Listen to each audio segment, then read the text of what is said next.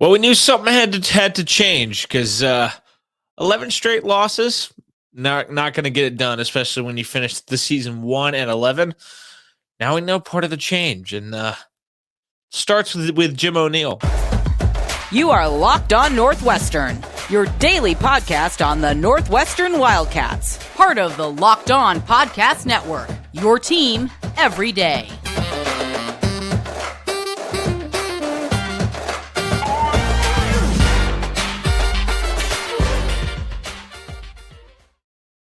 Welcome in. This is Locked On Northwestern, part of the Locked On Podcast Network, your team every day. I'm your host, Carter Bird, and thank you for making Locked On Northwestern your first listen today. For anything and everything Northwestern, we're available wherever you get podcasts, Apple Podcasts, Spotify, wherever you can find us. We're also on YouTube. Just search Locked On Northwestern, and you can find us. Wherever you are listening, make sure you are subscribed, turn on notifications. You don't want to miss an episode. And let's dive into this thing because you knew changes were coming.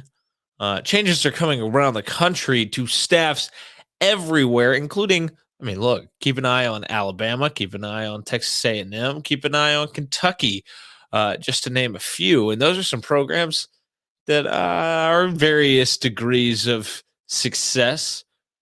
Well, when you go 1-11 and you lose 11 straight, something's got to give. And we know one of these names. And we're going to talk about one of these names. There are a few names right now, but we're going to talk about one of these names right now, and that is Jim O'Neill, defensive coordinator for Northwestern. No more. Jim O'Neill is fired. The 44-year-old defensive coordinator has been relieved of his duties after what was not a great year. First off, let's figure out exactly who Jim O'Neill is. Jim O'Neill has a pretty stout resume when you dive into it. He is 44 years old, from Philadelphia, Pennsylvania. He went to Towson, where he played nose tackle, I do believe. And his coaching career started in 2001. 21 years ago, when he started coaching at Albany as the assistant offensive line coach and tight ends coach. Then after 2001, 2002, he moved to Penn, where he was the assistant offensive line coach. From there, he made his first trip to Northwestern. In 2003 and 2004, he was a grad assistant on staff for the Wildcats. After that, he moved back to his alma mater as the defensive coordinator in 2005, as well as the defensive backs coach. Then he moved to the MAC, where he was the safeties coach for Eastern Michigan from 2006 to 2008. And from there, he moved to the NFL. He found his way to the New York Jets, where he was a defensive quality control coach in 2009. After that, he was actually elevated to assistant defensive backs coach from 2010 to 2012.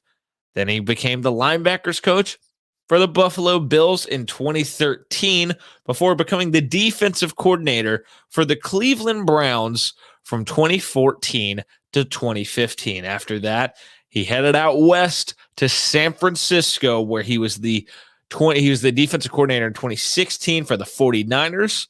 Then, and after a year not in the coaching game, he was a senior defensive assistant for the Oakland Raiders before he was named the Oakland Raiders / Las Vegas Raiders, because I think it was right in the transition period. He's the DB's coach for them in 2019 and 2020 before he became the defensive coordinator at Northwestern for the past two seasons, 2021 and 2022. Honestly, impressive resume. Has experience at all different levels of college football, professional football,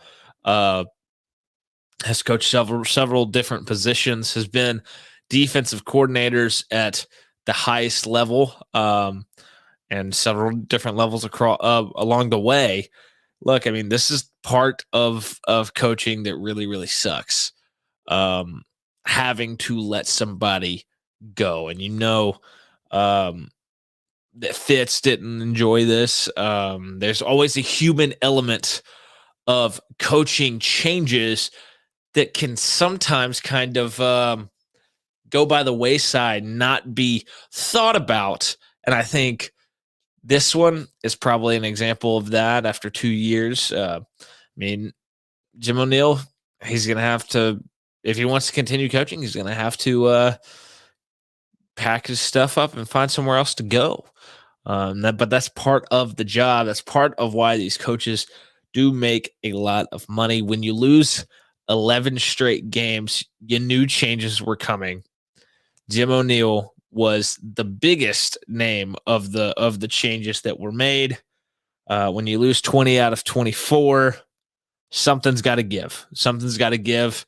And Jim O'Neill is one of the first dominoes to fall in what has to be an offseason of significant change for Northwestern. But look, I have no doubt Jim O'Neill is going to land on his feet. He's got a heck of a resume. And I think he'll end up somewhere. He'll be on somebody's staff for sure next year, whether it's as a position coach or maybe even a defensive coordinator at a smaller level. He will be somewhere. The resume and experience is way too impressive to not end up on a staff somewhere, but it just didn't work out at Northwestern. The defenses were not good enough. He certainly wasn't helped by the offense in the same period of time. The losses stacked up, and then there were a lot of issues that led to this, and that's how you end up with a situation where you're moving on from your defensive coordinator. In just a second, we're going to kind of dive into this defense this year and kind of paint the picture of why action was taken, why it was taken before we kind of take a look at the future. But first, let's talk about our friends at BetOnline. BetOnline is your number one source for sports betting info, stats, news, and analysis. Get the latest odds and trends for every professional and amateur league out there. From football to basketball to soccer and esports, we've got it all at BetOnline. And if you love sports podcasts, you can find those at BetOnline as well. We're always the fastest and easiest way to get your betting fix. Head to the website today or use your mobile device to learn more. BetOnline, where the game starts. Also, thank you for making Locked On Northwestern your first listen today. For your next listen, check out the Locked On Sports Today podcast. From the games that matter the most to the biggest stories in sports, go beyond the scoreboard and behind the scenes with local experts and insights only Locked On can provide.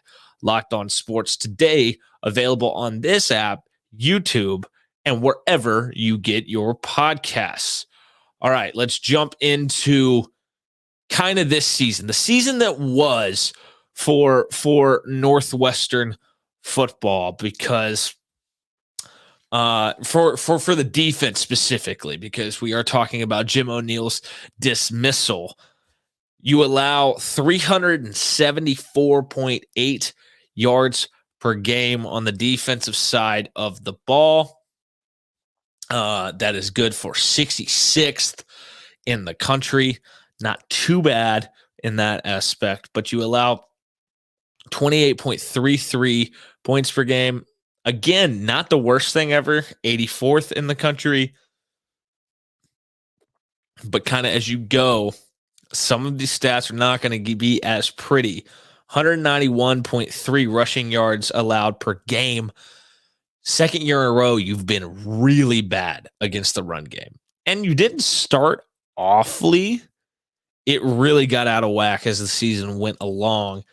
That's good for 111th in the country. That's not going to cut it in the Big Ten, where there's plenty of teams that want to get physical and run the football.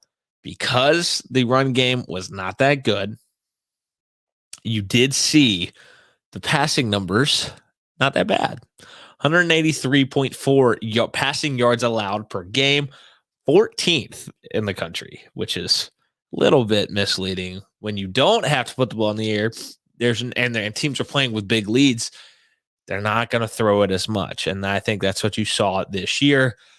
Northwestern allowed a completion percentage of 59.3% all season long. That includes some games like Miami of Ohio, where you played a quarterback, or Maryland, where you played a backup quarterback and Billy Edwards Jr. Some quarterbacks that were not very good at passing the football and had posted really bad completion percentage numbers. They still, for the season, got to 59.3% on the year. You allowed 4.6 yards per carry, which is a pretty decent clip. And we will talk about why a little bit more here in a little bit. 5.6 yards per play. You allow 41.8% of third downs to be converted. That is good for 99th in the country, so bottom third of the country there. Fourth downs, significantly worse. 70.6% of fourth downs were converted against the Northwestern defense, 128th in the country. There are only 131 teams, so not many teams behind Northwestern in that one. You allow 244 first downs this season. 88.6% of opposing drives that got in the red zone came away with points, which is good for 106th in the country. Pass efficiency defense, you allow a passer rating of 132.69. That is 72nd in the country. But again, we come back to it with the passing game. You don't have to, teams didn't have to throw the ball. They didn't have to be efficient against Northwestern in the passing game because they could run the ball on them. And that was the story of the year. 18 sacks on the year, 1.5 per game. That is 110th in the country. 54 tackles for loss. That is good for 4.6 per game. That is good for 111th. You gained 12 turnovers, which is tied for 115th. You had 6 fumbles recovered and 6 interceptions. When you talk about this defense for Northwestern this year, you have to focus on the fact that not a lot of negative plays were created. You see that 4.6 tackles for loss number that the defense was generating. Not a lot of pressure on the quarterback at just 1.5 sacks per game. You got run on. There was not a lot of depth, especially up front in the front seven. There were some moments where you got pushed around. Granted, there were some moments where you really showed up and looked decent. Ohio State struggled to run the ball on you. Granted, weather played an impact in that game. You talk about Penn State. Defensive performance was awesome. Weather played an impact in that game too. You had a lot of injuries. Your back end had all sorts of injuries. Cam Mitchell went down several times throughout the year. A.J. Hampton, he missed 5 games this year. Coco Azuma, he played in just 3 games, I believe, all year, if I recall correctly. You were never really healthy. You just were rotating bodies. There's a lot of young guys getting in as a result that had to get experience, had to grow up a lot. And when you maybe lack talent and you're at a talent deficit against teams and you're at an experience deficit too, it's hard to perform at a very high level at all on the defensive side of the ball. I will say there was a lot of poor tackling, especially as the season progressed. A lot of missed tackles, a lot of opportunities to put teams behind the sticks, to put them in second and third and longs where 1 or 2 missed tackles happen and all of a sudden it's a 3rd and short or it's a first down. That happens sometimes too. The tackling was not good really at any level all year long. You can never really get any of that pressure. Quarterbacks felt too comfortable back there, and it allowed them to put up. They didn't have to put up unbelievable numbers, but they had put up solid numbers. We already talked about not having there not being enough negative plays, and I've talked about this all year long.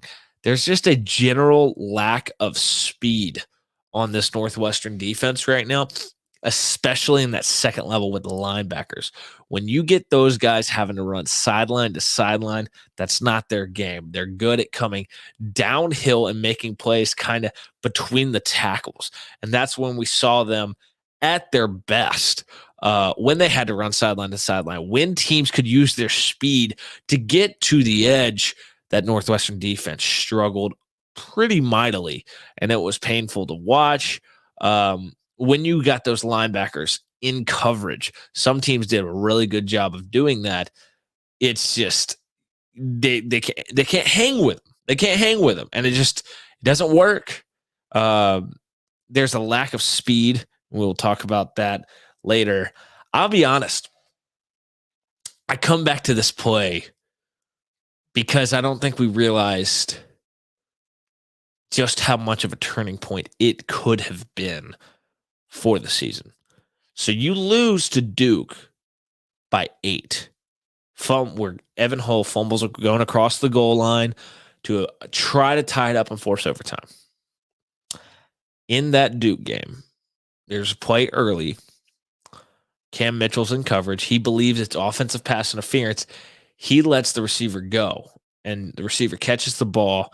And by the time Cam Mitchell re-engages with the play, it's an 80-yard pass play, and Duke's going down the field, and they end up scoring. If you don't quit on that play, maybe you get a stop, and they don't score a touchdown there. And because that play, for whatever reason, it just sticks out in my mind. Does that play potentially swing that game?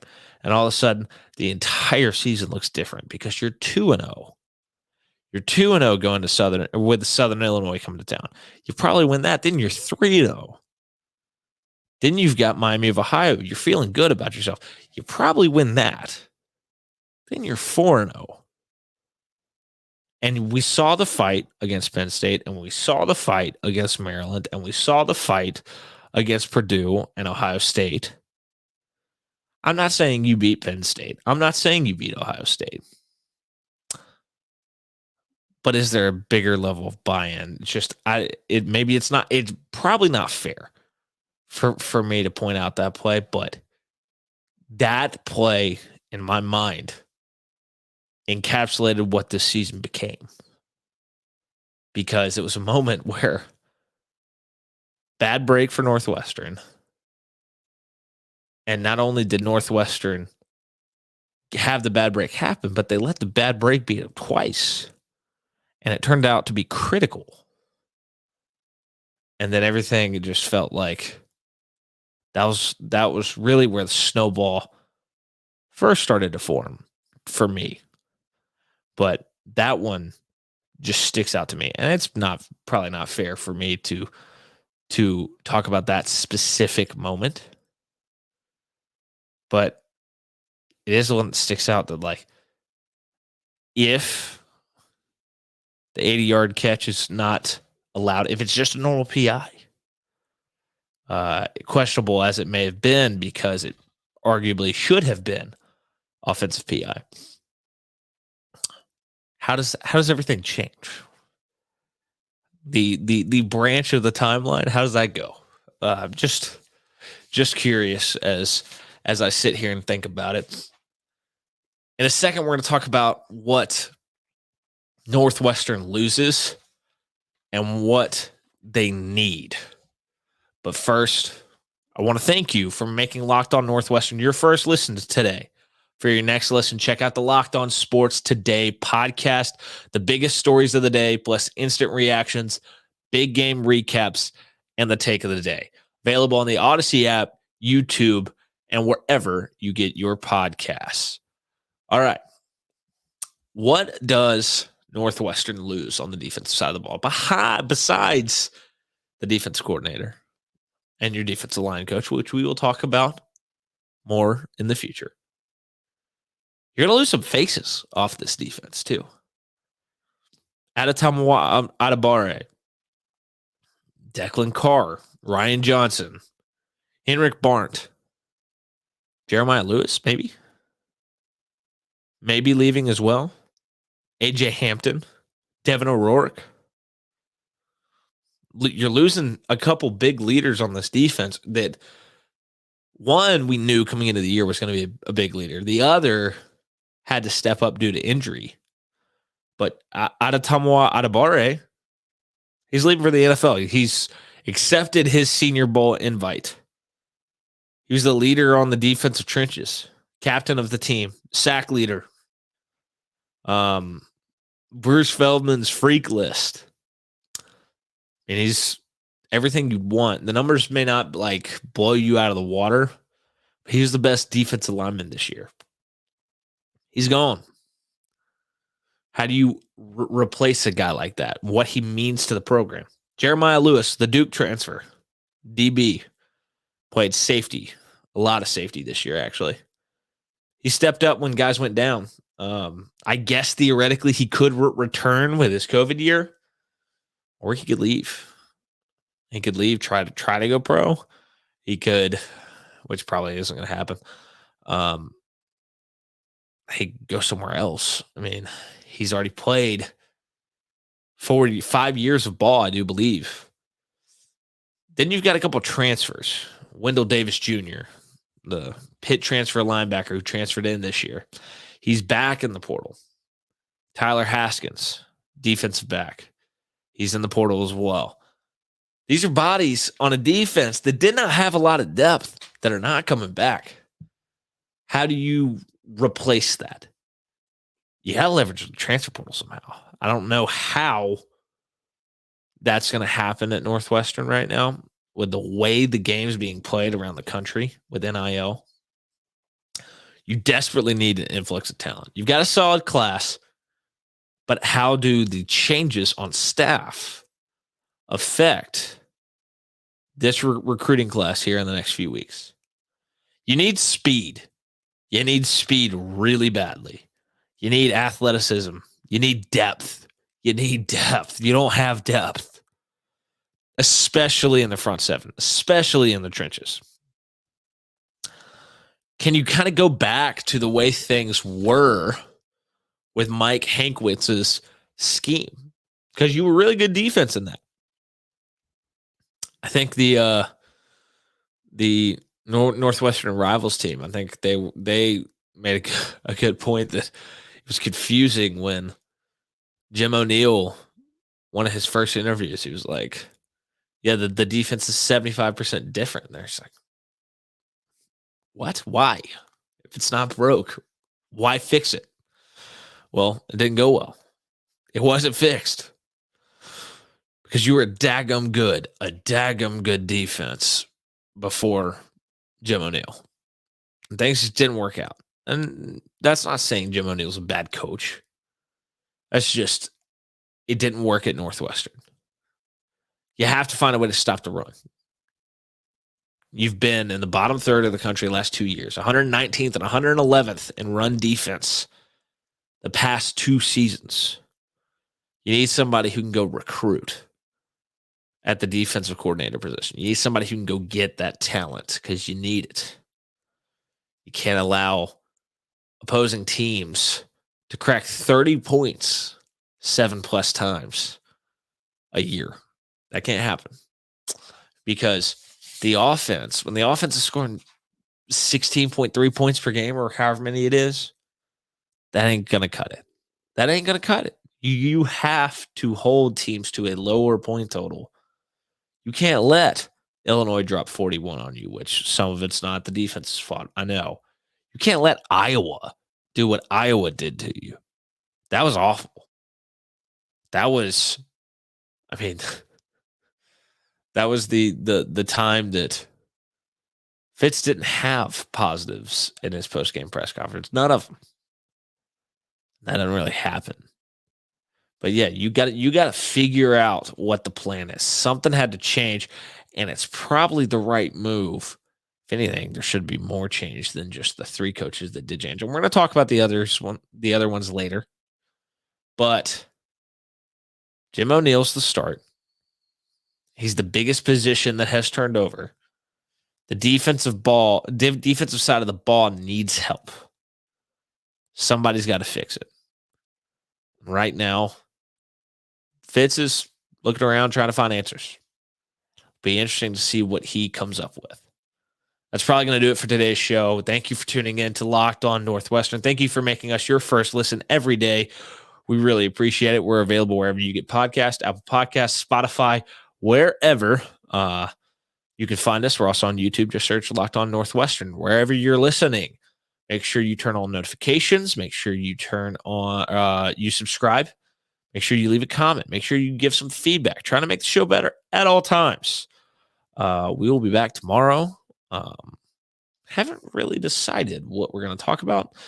But we're also going to have our Friday picks segment for sure, because we always have that every Friday. Brought to you by our friends at Bet Online. All those lines, of course. But yeah, I'll see you all later. I'm your host, Carter Bird. You can follow me on social media at CarterBird13. And I'll see you all next time.